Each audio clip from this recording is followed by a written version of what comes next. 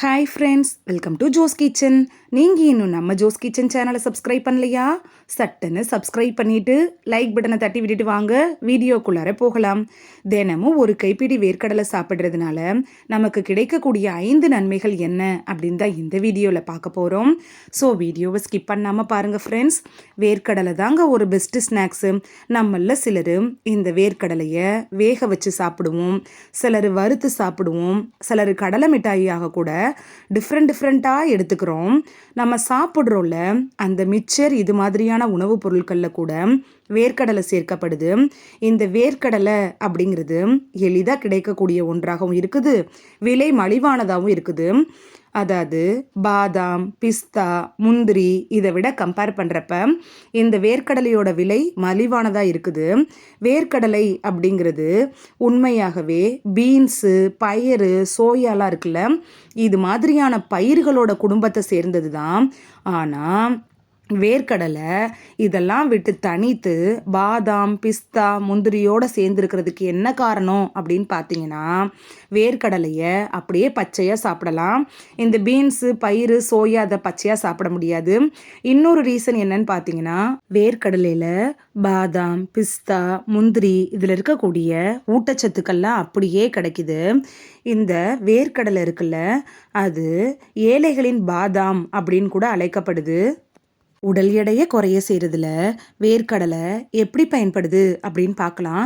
வேர்க்கடலையில் கார்போஹைட்ரேட்டுகள் ரொம்ப குறைவாக இருக்குது. அதே சமயம் புரதம், நார்ச்சத்து இது மாதிரியான அத்தியாவசிய ஊட்டச்சத்துக்கள் அதிகமாக இருக்குது. அதனால ஆரோக்கியமான உடல் நிறை குறியீடு, அதாவது பிஎம்ஐ இருக்குல்ல, அதை பராமரிக்க உதவுவதா ஒரு ஆய்வு கூட தெரிவிக்குது. தினமும் ஒரு கையளவு வேர்க்கடலையை சாப்பிட்டுட்டிங்கனாலே போதும், அது உங்களுக்கு பசி உணர்வை ஏற்படுத்தாது. உங்கள் வயிறு ஃபுல்லாயிரும். அதனால பசி உணர்வை ஏற்படுத்தாததுனால நிறைய சாப்பிடணுங்கிற எண்ணம் வராது.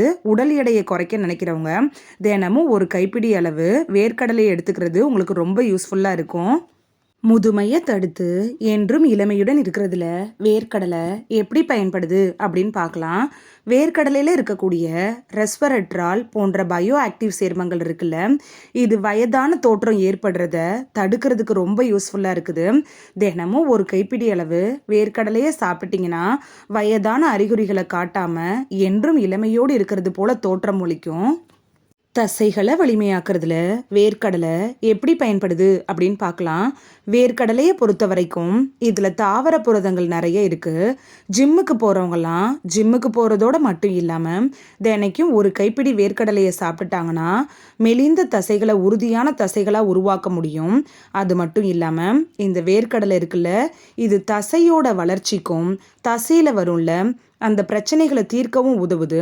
அதனால தான் உடற்பயிற்சி ஆர்வலர்கள், விளையாட்டு வீரர்கள்லாம் இந்த வேர்க்கடலை பொடி அப்படி இல்லைன்னா வேர்க்கடலையை புரத சப்ளிமெண்ட்டாக சாப்பிட்றாங்க. நோய் எதிர்ப்பு சக்தியை அதிகரிக்க செய்கிறதுல வேர்க்கடலை எப்படி பயன்படுது அப்படின்னு பார்க்கலாம். இந்த வேர்க்கடலையில் ஊட்டச்சத்துக்கள் நிறைய இருக்குது. இரத்த அழுத்தம், கொலஸ்ட்ரால் அளவை சிறப்பாக கட்டுப்படுத்த உதவுது. பல்வேறு நோய்களை எதிர்த்து போராடக்கூடிய சக்தி இந்த வேர்க்கடலைக்கு இருக்கு. நீரிழிவு நோயாளிகள் கூட வேர்க்கடலையை பயம் இல்லாமல் சாப்பிட்லாம். வேர்க்கடலையை தினமும் யார் வேணாலும் சாப்பிட்லாம். அதனால தினமும் ஒரு கைப்பிடி அளவு வேர்க்கடலையை சாப்பிட்டிங்கன்னா உங்களுக்கு எந்த ஒரு நோயும் வராமல் தடுக்கும், நோய் எதிர்ப்பு சக்தியும் அதிகரிக்கும்.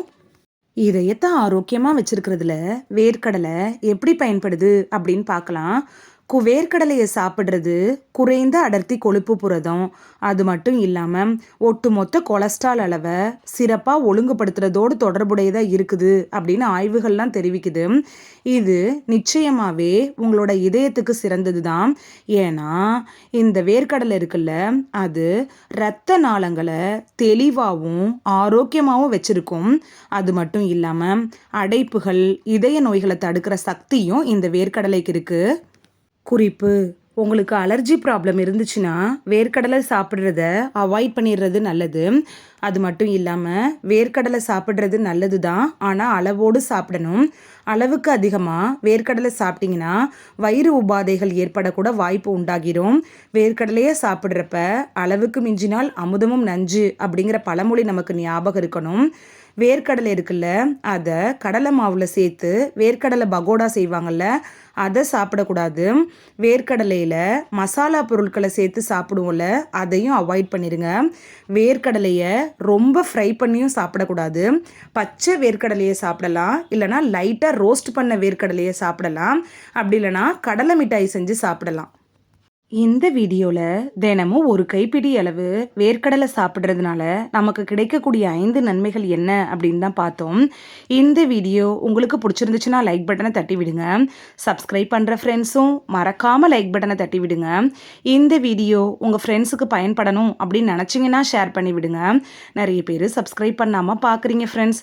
நீங்களும் சப்ஸ்கிரைப் பண்ணிவிட்டு பார்த்தா நமக்கு பவர் கிடைக்கும். நீங்கள் சப்ஸ்கிரைப் பண்ணிவிட்டு பார்க்குறது இது மாதிரியான வீடியோக்கள் தொடர்ந்து போடுறதுக்கு எங்களை மோட்டிவேட் செய்கிற விதமாக அமையும் ஃப்ரெண்ட்ஸ். சப்ஸ்கிரைப் பண்ணுறதோட மட்டும் இல்லாமல் பக்கத்தில் இருக்க பெல் ஐக்கானை கிளிக் பண்ணி ஆளுங்கிற ஆப்ஷனை கிளிக் பண்ணி வச்சிட்டிங்கன்னா நாங்கள் வீடியோ போட்ட உடனே நோட்டிஃபிகேஷன் உங்கள் செல்ஃபோனை வந்தடையும். நாளைக்கு வேறொரு ஆரோக்கியமான பதிவில் சந்திக்கலாம். Thank you, by.